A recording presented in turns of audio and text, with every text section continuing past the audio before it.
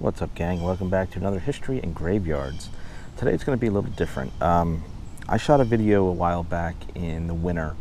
Actually, it was snowing when I shot it, and everything got screwed up, and I went back 4 times to try to shoot the entire first half of the video, and it just wasn't working out. Whether a lot of it due to cops that were telling me I couldn't go on the property and all this stuff, so it just kind of screwed everything up.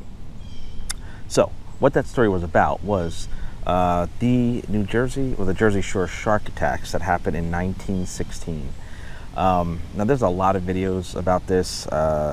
Grim Life Collective has an amazing one, but this is the series of shark attacks that inspired the movie Jaws, and that's why I wanted to do it so bad. And I literally live only maybe like 30-40 minutes from there, so I got really excited, so I kept going back to try to do it, and it just wasn't working out. Whether it started pouring one day, then the first time I went, it was snowing like crazy.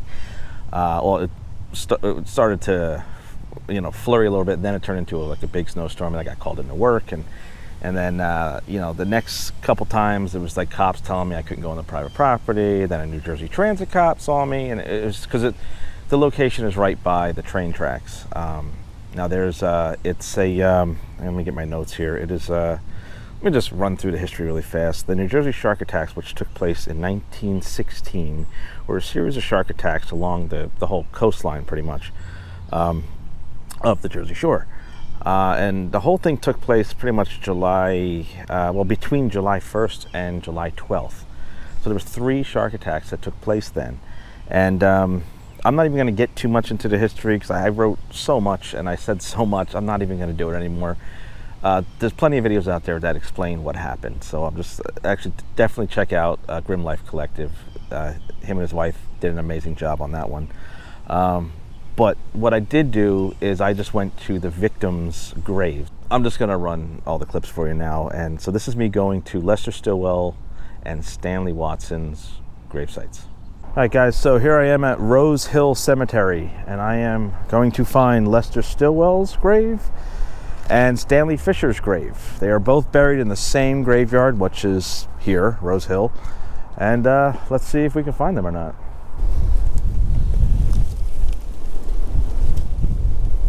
Lester Stillwell, 1904 to 1916.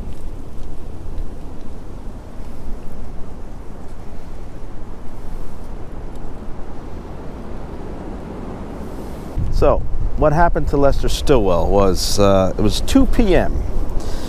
Lester Stillwell was playing with a bunch of his friends at the Wyckoff Pier, and they were just hanging out playing, and Lester Stillwell, started to, frantically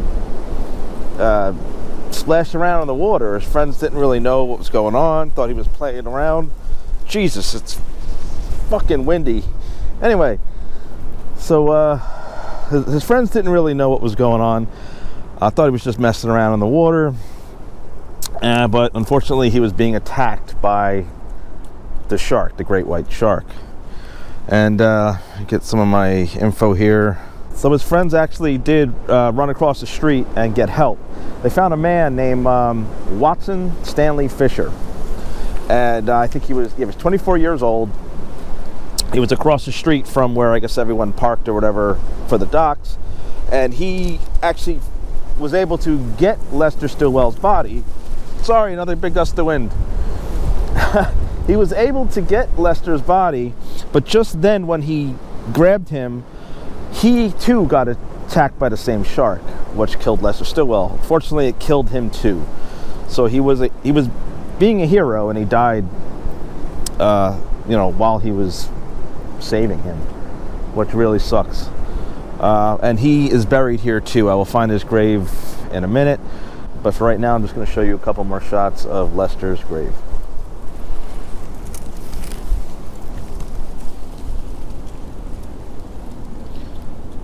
Sorry for the wind, it is extremely windy. Somebody put something here with Jaws, as you can see. I don't know if you can see that or not. Somebody did. make a reference to it. Oh, that's a picture of him right there. So there you have it, Lester Stillwell's gravesite. Sucks. Sorry you didn't make it past 12 years old.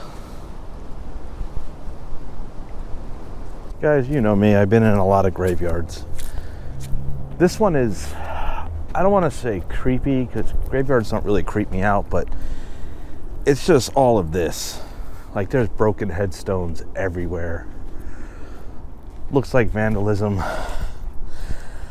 I don't know what this dirt is. I don't know if people were fucking around up here. I don't know if I should report it.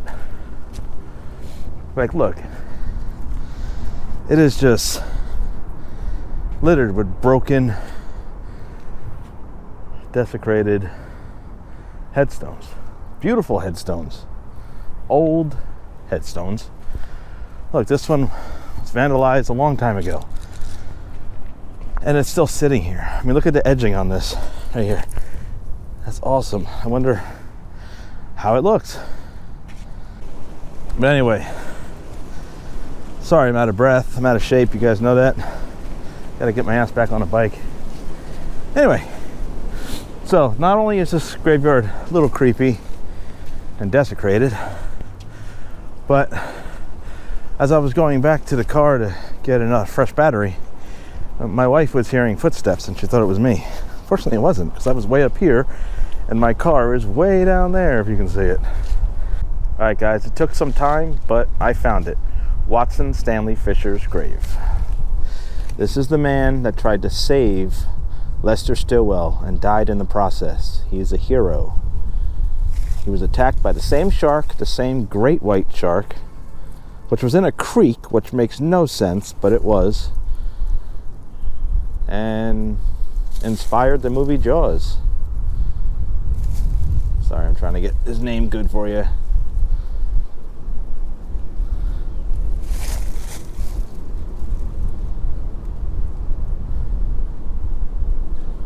Get some of these leaves off here for you.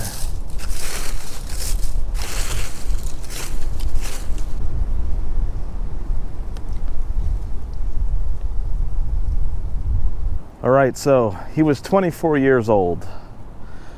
The boys ran across the street. I guess he was, I don't know, walking down the street or working in a shop or something. I really don't know that part, but they got him and he just, without hesitation, ran to go help a child and died in the process. So he is a hero. And yeah. So all these, like I said before, all these series of attacks inspired the movie Jaws. I don't know how that really came about, but you know, of course it was dramatized and shit, but still, these series of attacks inspired Jaws, one of the best movies ever. Well, really good movie. Yeah, you know.